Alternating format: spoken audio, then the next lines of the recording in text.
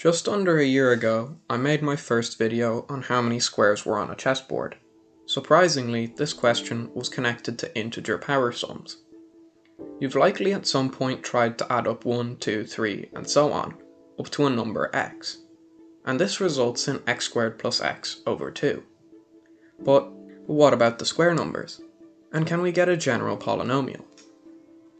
Here we have this sum. We can actually represent this recursively. If we call this f2 of x, we can see that f2 of 3 is just f2 of 2 plus 3 squared, since it's just the previous term plus the new one. That more generally tells us f of 2 of x is equal to x squared plus f of 2 of x minus 1. Now we just have to figure out what f2 is. We know that f2 of x minus f2 of x minus 1 is x squared. So how about we try a quadratic? Unfortunately, we see that if we sub in a quadratic, the ax squared cancels with itself, and there is no longer a quadratic term. This means we must use at least a cubic. If we do so, we get this. Expanding that, we get this big long mess. Now we can match powers of x and cancel some terms. We can then split this into 3 equations for each power of x, and solve for a, b, and c, giving 1/3, 1/2, and 1/6. This gives us this for f2. But what if we want fp?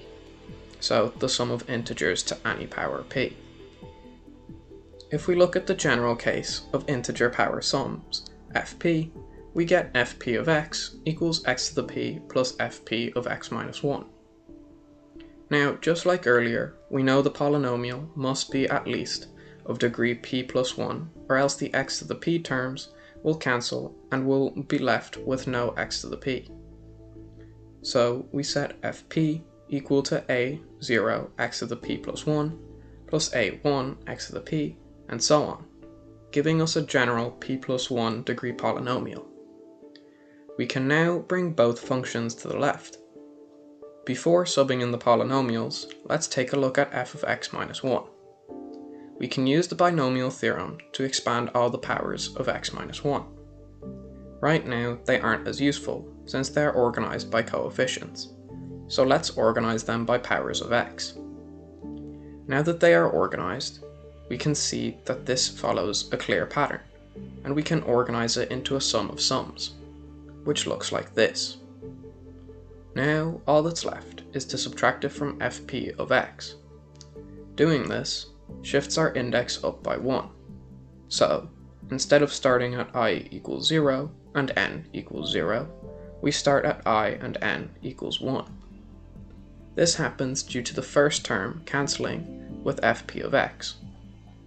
We also increase the power of -1 by 1, accounting for the minus sign. We now have a bunch of equations for each value of I. For I equals 1, we get that it's equal to x to the p, and for all other values of I, we get that they equal 0. We can now go through and solve these equations to get the coefficients of our polynomial. Let's start from our first equation and get a0. We know p plus 1 choose 1 times a0 equals 1. This gives a0 to be 1 over p plus 1. Moving on to a1, it gets a bit more complicated. We can substitute the binomial coefficients for their definitions using the factorial. P choose 1 becomes p, and p plus 1 choose 2 becomes this. Now, when we sub in a0, we see it cancels with p plus 1 factorial, leaving us with just p factorial. Then, dividing by p minus 1 factorial gives us just p. Now we just solve what's left and get a1 equals a half. We can repeat this process as long as we want to get as many a's as we want. But we can see a pattern emerging. The denominator of the later terms seem random, but we can just factor out a fraction and we get that it's just a factorial. But what are these mystery coefficients? They seem to go 1, 1/2, 1/6, 0, -1/30, and so on. If we search these up, we get the Bernoulli numbers. Now we can assemble an actual formula for values of p. We know every coefficient has a numerator of p factorial over p plus 1 minus I factorial.